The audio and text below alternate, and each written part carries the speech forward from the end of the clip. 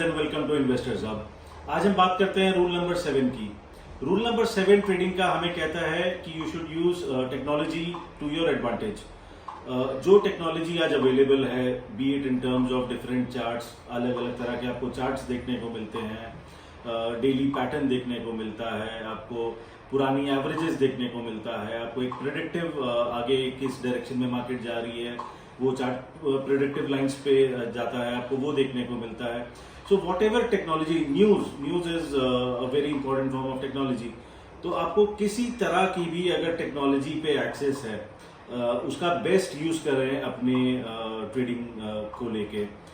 उसको आप कैसे अपने डे टू डे ट्रेडिंग में इम्प्लीमेंट करेंगे, चार्ट्स पढ़ेंगे, तो आपको क्या होगा, आपको एंट्री पॉइंट और एग्जिट पॉइंट का पता चलेगा कि आपको कब एंटर करना चाहिए एक ट्रेड और आपको कब एग्जिट करना चाहिए एक ट्रेड।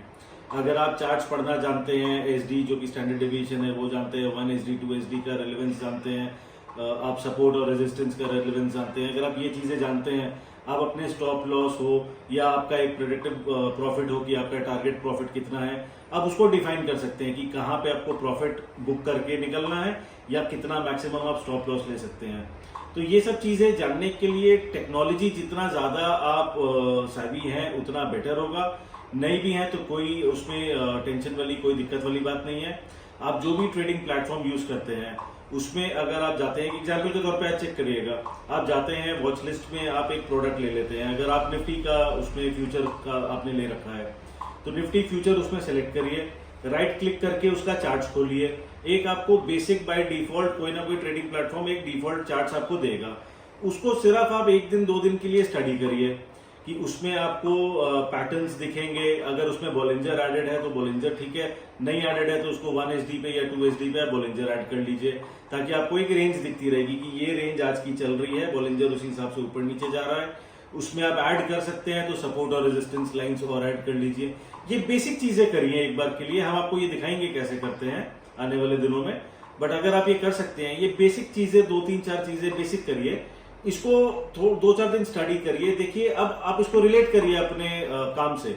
जब आप ट्रेड एंटर या एग्जिट करते हैं आप किस पॉइंट पे करते हैं, वो बॉलिंजर के ऊपर है, नीचे है, या उसका कोई आप आज तक ध्यान नहीं दे रहे थे।